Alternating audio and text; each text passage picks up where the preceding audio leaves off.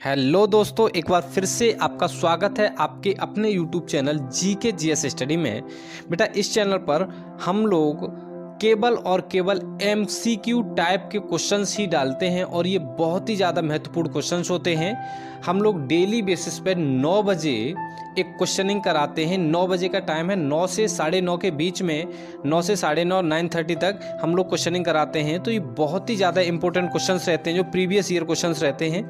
ठीक है, सारे के सारे क्वेश्चन जो हैं वो बहुत ही ज़्यादा इंपॉर्टेंट होते हैं। तो आप लोग ज़रूर एक बार इस चैनल को विजिट करिएगा, और अगर इस चैनल पर आप नए हैं तो प्लीज़ चैनल को सब्सक्राइब जरूर कर लीजिएगा और अपने फ्रेंड सर्कल में शेयर जरूर कर दीजिएगा। और ये क्वेश्चन जो हैं, ये 90% इसमें से क्वेश्चन ऐसे रहेंगे बेटा जो प्रीवियस ईयर क्वेश्चन होंगे।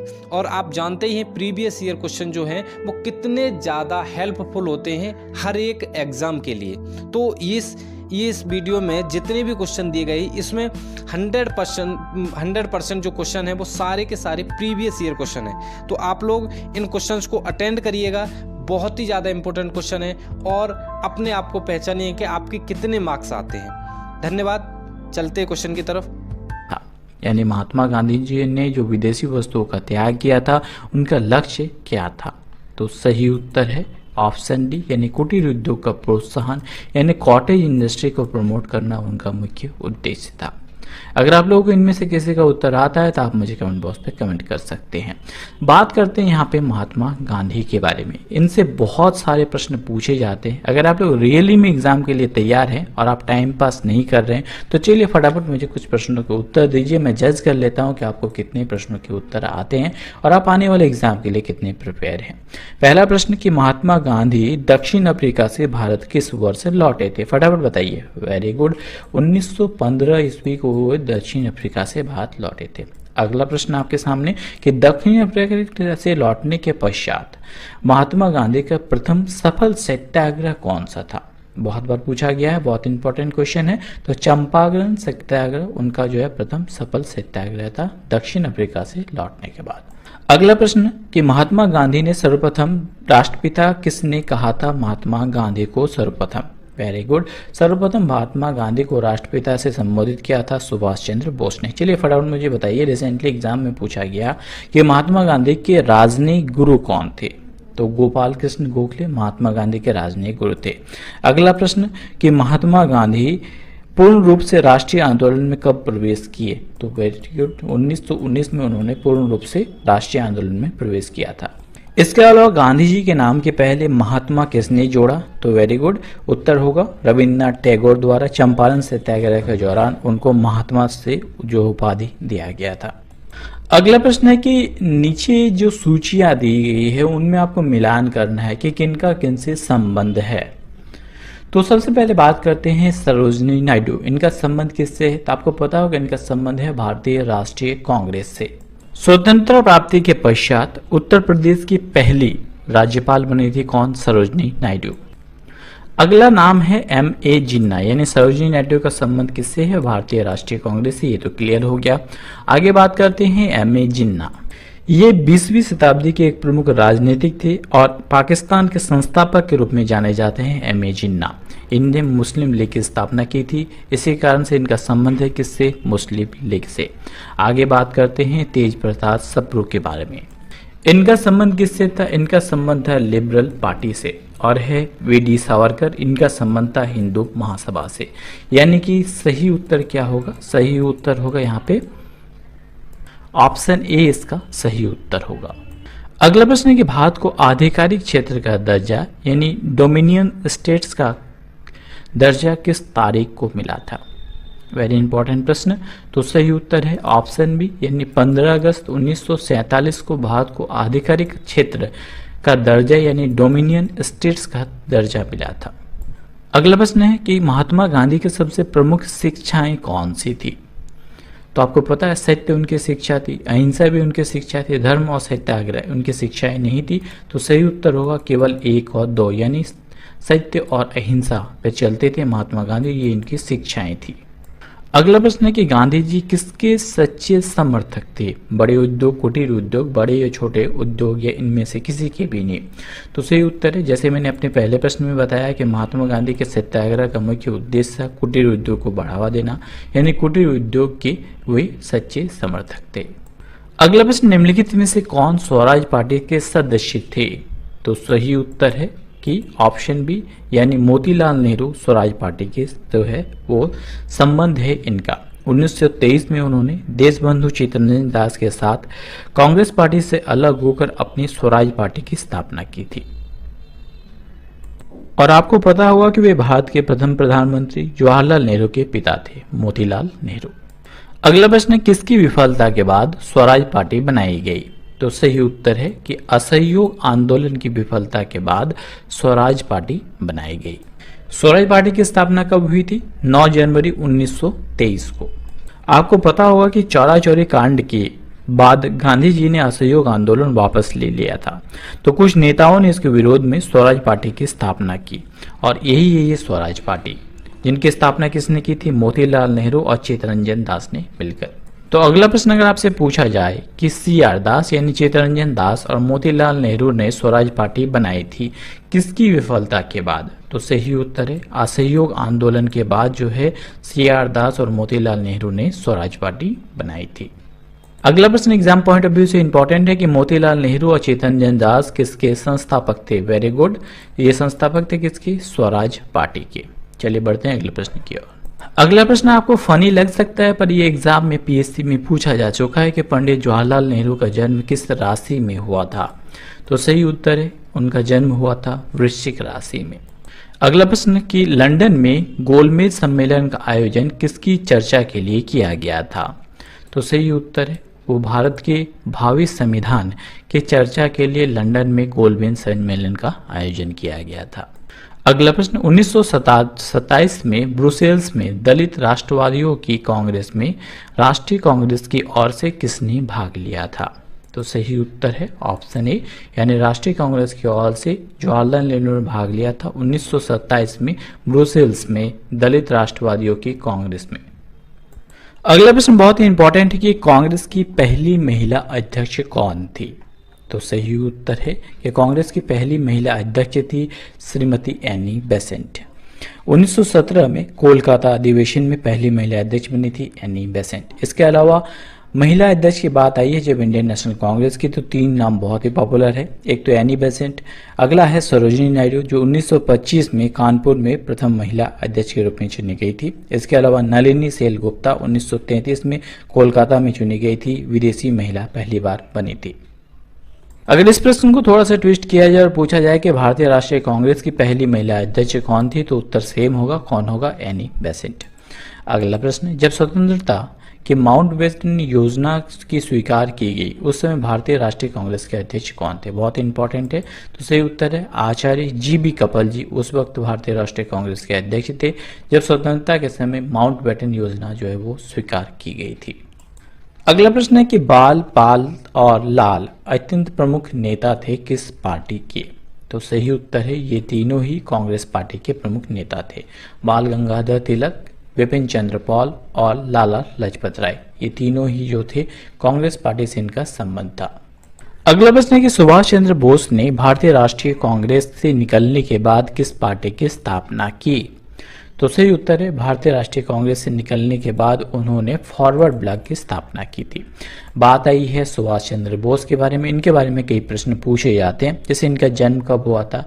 23 जनवरी 1897 1897 को इनका जन्म उड़ीसा के कटक में हुआ था और 1939 यानी 1939 में इन्होंने फॉरवर्ड ब्लॉक नामक एक नए दल का निर्माण किया था।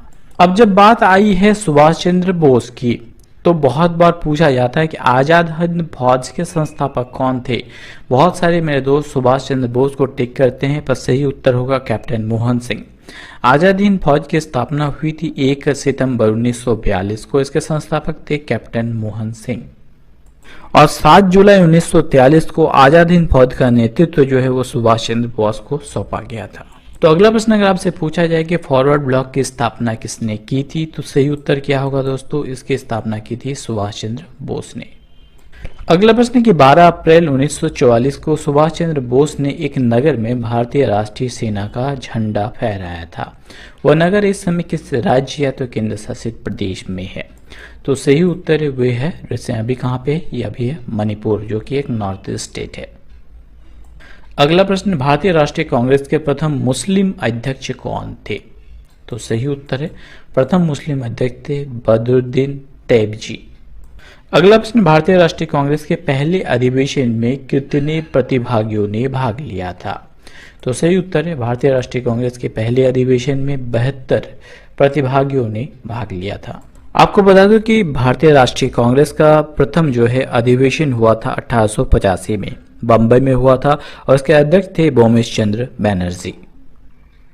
तो अगला प्रश्न अगर आपसे पूछा जाए कि वर्ष 1885 में हुई भारतीय राष्ट्रीय कांग्रेस के प्रथम अधिवेशन की अध्यक्षता किसके द्वारा की गई थी? तो सही उत्तर क्या होगा? श्री बोमेश चंद्र बैनर्जी के द्वारा इसकी अध्यक्षता की गई थी और एओ ह्यूम जो थे इनके सचिव थे।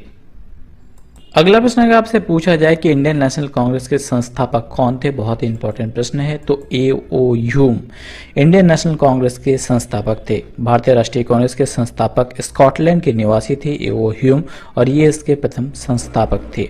वे कांग्रेस के प्रथम सचिव भी थे। अगला प्रश्न कि भारतीय राष्ट्रीय कांग्रेस के गठन संबंधी आंदोलन किसने शुरू किया? तो गठन संबंधी आंदोलन की शुरुआत की थी एओ ह्यूम ने।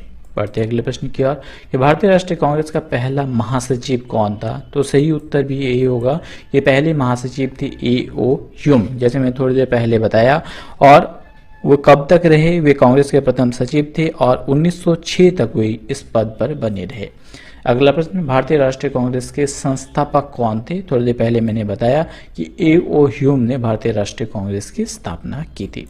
अगला प्रश्न है कि एओ ह्यूम से संबंधित निम्नलिखित में से कौन सा कथन सत्य नहीं है? तो सही उत्तर होगा ऑप्शन सी कि उसने कांग्रेस के वार्षिक सत्रों को 2 बार अध्यक्षता की थी। भारतीय राष्ट्रीय कांग्रेस के अध्यक्ष के बारे में बता दूं कि उसके प्रथम अध्यक्ष थे बोमेश चंद्र बनर्जी।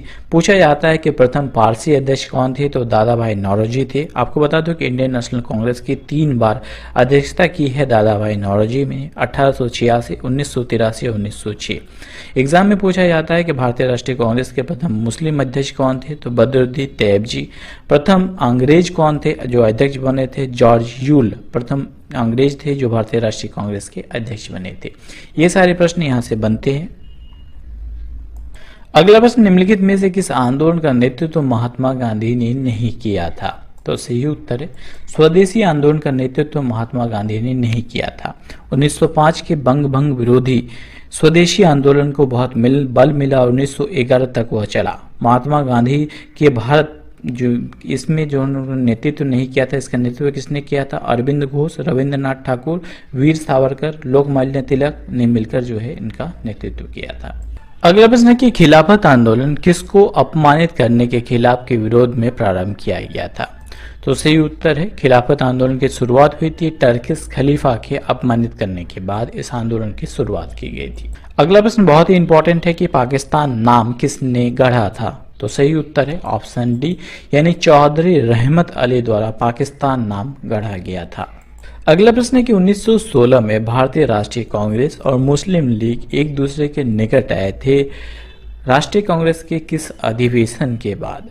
तो सही उत्तर है राष्ट्रीय कांग्रेस के लखनऊ अधिवेशन के बाद, जो कि 1916 में हुआ था।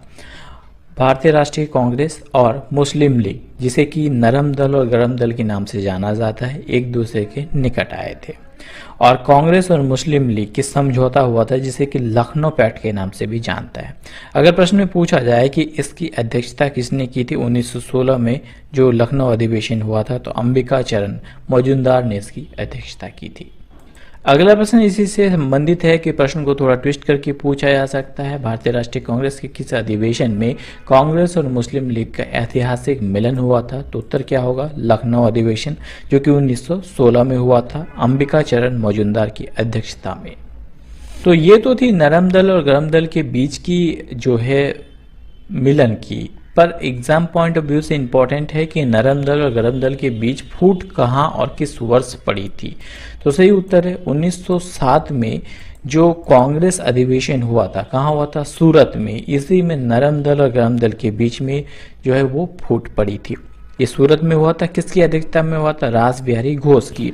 इसी में नरम दल और गरम दल दो भागों में विभाजित हुआ था। जिन्ना नौरोजी के व्यक्तिगत सचिव के रूप में शामिल थे। इस अधिवेशन के बीच में ही समाप्त हो गया था, क्योंकि दोनों के बीच में जो है वो फूट पड़ गई थी। 1907 में कांग्रेस के सूरत अधिवेशन की बात हो रही है।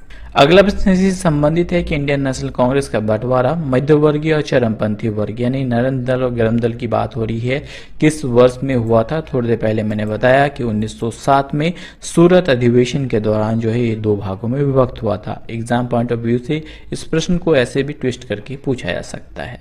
अगला प्रश्न बहुत ही इंपॉर्टेंट है। आजकल ऐसे प्रश्न बहुत ज्यादा पूछे जा रहे हैं कि निम्नलिखित ऐतिहासिक घटनाओं को उनके कालक्रम के अनुसार आपको सजाना है। इन्हें सबसे पहले कौन से हुआ तो उसके बाद आपको सजाना है।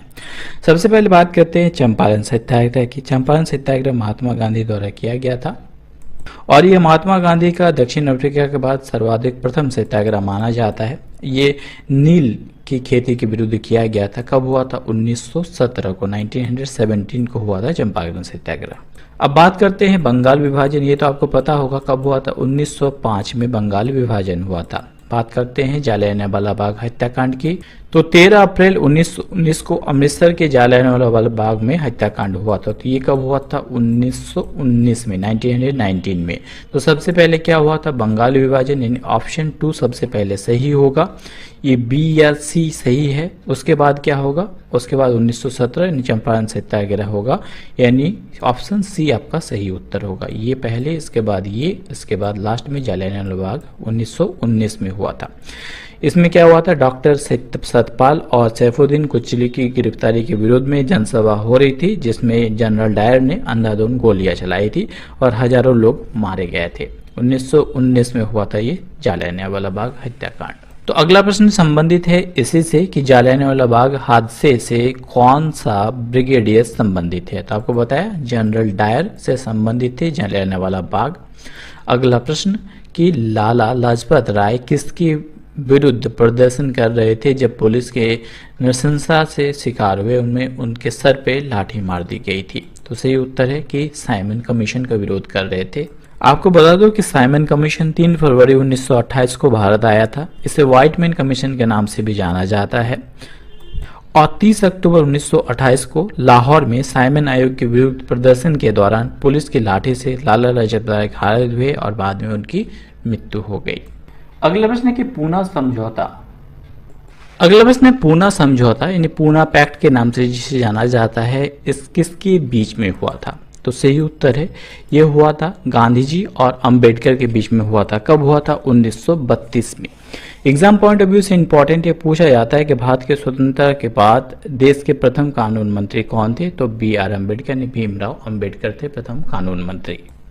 प्रश्न को इस प्रकार से भी पूछा जा सकता है कि पूना समझौता महात्मा गांधी और किसके बीच में हुआ था? तो सही उत्तर है महात्मा गांधी और BR अम्बेडकर के बीच में हुआ था पूना समझौता। कब हुआ था? 1932 में। इस पूना समझौता के बाद ही जो आरक्षित सीटें थी दलित वर्गों के लिए, वो 71 से बढ़ाकर 147 और केंद्रीय विधायिका में कुल सीटें जो है 18% कर दी गई थी। अगला प्रश्न कि भारतीय राष्ट्रीय कांग्रेस के पहले अंग्रेज अध्यक्ष कौन थे? बहुत इंपॉर्टेंट क्वेश्चन। तो जॉर्ज यूले पहले अंग्रेज अध्यक्ष थे। 1888 के जो इलाहाबाद में जो हुआ था भारतीय राष्ट्रीय कांग्रेस का अधिवेशन, उनमें उन्होंने अध्यक्षता की थी जॉर्ज यूले ने, जो कि प्रथम अंग्रेज अध्यक्ष थे। अगला प्रश्न है कि होम रूल लीग की स्थापना कब की गई थी? तो सही उत्तर है प्रथम विश्व युद्ध के दौरान जो है वो होम रूल लीग की स्थापना की गई थी। अगला महत्वपूर्ण प्रश्न, ऑल इंडिया मुस्लिम की स्थापना किसने की थी? तो सही उत्तर है आगा खान को ऑल इंडिया मुस्लिम लीग की स्थापना का श्रेय जाता है। चलिए बढ़ते हैं अगले प्रश्न की ओर कि मुस्लिम लीग की स्थापना किस वर्ष हुई थी? तो 1906 में आगा खान के द्वारा मुस्लिम लीग की स्थापना की गई थी। अगला महत्वपूर्ण प्रश्न, विभाजन परिषद के अध्यक्ष कौन थे? तो सही उत्तर है इसके अध्यक्ष थे लॉर्ड माउंटबेटन। विभाजन परिषद के अध्यक्ष थे लॉर्ड माउंटबेटन। अगला प्रश्न है कि भारत के राष्ट्रवादी नेताओं ने साइमन कमीशन की बहिष्कार किया था। क्यों किया था इसका बहिष्कार? कमीशन के सभी सदस्य जो है वो अंग्रेज थे, इसे इसीलिए व्हाइटमैन कमीशन के नाम से भी जाना जाता है और इसी के विरोध में लाला लाजपत राय की मृत्यु हो गई थी। अगला प्रश्न, 1928 में भारत में आए उस कमीशन का नाम बताना है जिसका उद्देश्य भारत का संवैधानिक व्यवस्था में सुधार करना था। तो सही उत्तर है 1928 में व्हाइटमैन कमीशन के नाम से जाने जाने वाले साइमन कमीशन का उद्देश्य था भारत में सुधार लाना। कब आई थी? 1928 में। अगला प्रश्न है कि फरवरी 1928 में भारत आने वाले साइमन कमीशन का बहिष्कार किया गया था। क्यों किया गया था इसका बहिष्कार? क्योंकि उसके सभी सदस्य जो थे वो अंग्रेज थे। अगला प्रश्न, भारत सेवक समाज की स्थापना किसने की थी? तो सही उत्तर है इसका श्रेय जाता है गोपाल कृष्ण गोखले को, भारत सेवक समाज के संस्थापक। अगला प्रश्न कि सर्वेंट ऑफ इंडिया सोसाइटी की स्थापना किसने की थी? तो इसकी स्थापना की थी जी.के. गोखले ने, यानी गोपाल कृष्ण गोखले द्वारा सर्वेंट ऑफ इंडिया सोसाइटी की स्थापना की गई थी। अगला प्रश्न है कि गुजरात में साबरमती आश्रम की स्थापना गांधी जी ने किस वर्ष की थी? 1917 में गुजरात में साबरमती आश्रम की स्थापना की गई थी महात्मा गांधी के द्वारा। अगला प्रश्न बहुत ही इंपॉर्टेंट है कि कलकत्ता, मद्रास तथा बंबई में उच्च न्यायालय निम्नलिखित में से किस वायसराय के कार्यकाल में अस्तित्व में आया था? तो सही उत्तर है ये तीनों जो है वो लॉर्ड कैनिंग के कार्यकाल में आए थे अस्तित्व में। इनका कार्यकाल 1856 से लेकर 1862 तक था। बहुत ही इंपॉर्टेंट है क्योंकि यह भारत में कंपनी द्वारा नियुक्त अंतिम गवर्नर जनरल तथा ब्रिटिश सम्राट के अधीन जो है नियुक्त भारत के प्रथम वायसराय थे। कौन? Lord Canning. और कैनिंग के समय ही इंडियन हाईकोर्ट एक्ट पारित हुआ था जिसके द्वारा बम्बई, कलकत्ता तथा मद्रास में एक एक उच्च न्यायालय की स्थापना की गई थी 1856 में, यानी 1856 में। इसीलिए एग्जाम में पूछा जाता है कि भारत का सबसे पुराना हाईकोर्ट कौन सा है? तो कलकत्ता हाईकोर्ट बोला जा सकता है 1856 में। तो अगला प्रश्न है आपसे पूछा जाए कि कलकत्ता, बम्बई और मद्रास में उच्च न्यायालय की स्थापना कब की गई थी? थोड़ी देर पहले मैंने बताया कि लॉर्ड कैनिंग के कार्यकाल में 1856 में तीनों ही जो है उच्च न्यायालय की स्थापना की गई थी। अगला प्रश्न है कि बाल गंगाधर तिलक किसे अपना राजनयिक गुरु कहते हैं? तो सही उत्तर है बाल गंगाधर तिलक दादा भाई नौरोजी को अपना राजनयिक गुरु कहते हैं। और महात्मा गांधी के राजनयिक गुरु कौन थे? गोपाल कृष्ण गोखले। अगला प्रश्न है कि चिटागांव शस्त्रागार में धावा किसके नेतृत्व में बोला गया था? तो सही उत्तर है कि सूर्य सेन के नेतृत्व में चिटागांव शस्त्रागार पर धावा किया गया था। अगला प्रश्न है कि गांधी इरविन समझौता, यानी इसे गांधी इरविन पैक्ट कहा जाता है, कब हुआ था? तो सही उत्तर है 5 मार्च 1931 को गांधी इरविन पैक्ट हुआ था। आपको बता दो कि 1931 में गांधी इरविन पैक्ट हुआ था और इसके बाद ही महात्मा गांधी ने सविनय अवज्ञा आंदोलन को स्थगित कर दिया गया था। गांधी इरविन समझौता को दिल्ली समझौता के नाम से भी जाना जाता है। अगला प्रश्न है कि कौन से गोलमेज सम्मेलन में महात्मा गांधी ने भाग लिया था?